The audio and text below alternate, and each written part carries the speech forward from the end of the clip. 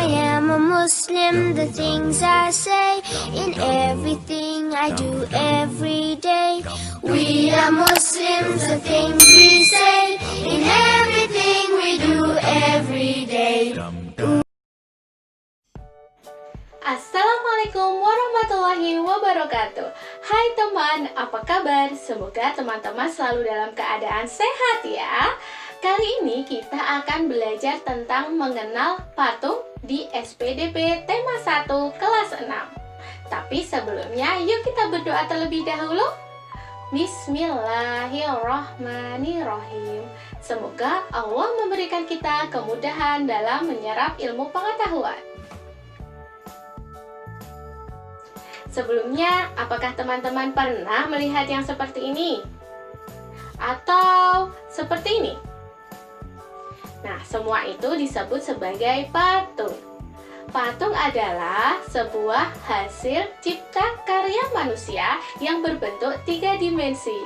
Ya, 3 dimensi karena patung memiliki ukuran panjang, memiliki ukuran tinggi, dan lebar, serta patung dapat dilihat dari arah mana saja. Patung terbuat dari bermacam-macam bahan. Ada yang dari kayu, ada yang dari batu, ada yang dari besi, bahkan ada juga yang dari tanah liat. Teman-teman, untuk menciptakan hasil karya seni patung, ada beberapa hal yang perlu kita perhatikan. Di antaranya, yang pertama, bahan.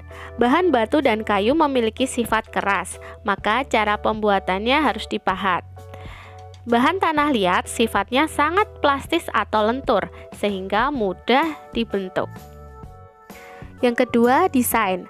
Desain adalah karya seni 2-dimensional yang bersifat rancangan atau sketsa dari sebuah karya seni 3-dimensional. Maka, desain yang dibuat diusahakan dapat dilihat dari berbagai arah. Yang ketiga, teknik. Di antaranya teknik butser, yaitu cara membuat patung dari bahan lunak atau tanah liat, plastisin, dengan mengurangi atau menambahkan bagian-bagiannya. Kemudian ada teknik ukir dan teknik pahat. Biasanya dilakukan pada bahan-bahan yang keras seperti batu dan kayu. Yang terakhir ada teknik cetak tekan, dilakukan dengan menekan tanah liat yang bentuknya disesuaikan dengan cetakan. Proses ini dilakukan untuk mendapatkan hasil dengan waktu yang cepat. Berdasarkan bentuknya, karya seni patung dibagi menjadi 2. Nah, apa saja itu? Yuk kita lihat. Figuratif. Figuratif merupakan bentuk patung yang dibuat dengan meniru bentuk secara alamiah. Bentuk karya ini dibuat secara utuh sesuai aslinya, misalnya manusia, hewan, atau tumbuhan. Contohnya patung buah mangga yang merupakan identitas kota Indramayu, kemudian ikan hiu dan buaya yang menjadi identitas kota Surabaya. Non-figuratif. Non-figuratif merupakan karya seni rupa patung yang dibuat tidak seperti aslinya, yaitu dibuat di luar bentuk aslinya. Karya ini lebih menampilkan garis-garis melintang atau memanjang, lubang, lekukan, dan lainnya. Sedangkan dilihat dari fungsinya, patung dibagi menjadi 3 jenis. Yang pertama, patung monumen. Fungsinya untuk memperingati suatu peristiwa sejarah atau tokoh yang telah berjasa besar. Yang kedua, patung digunakan sebagai lambang pemujaan. Gunanya sebagai lambang pemujaan atau sesembahan, bahkan ada juga yang digunakan sebagai tempat untuk beribadah agama tertentu.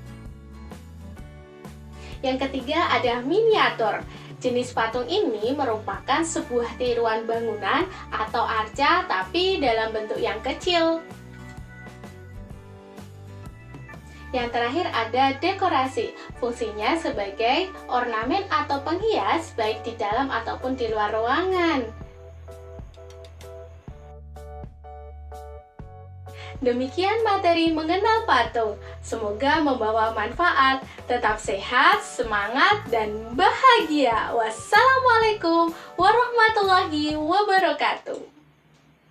I am a Muslim, the things I say, in everything I do every day. We are Muslims, the things we say.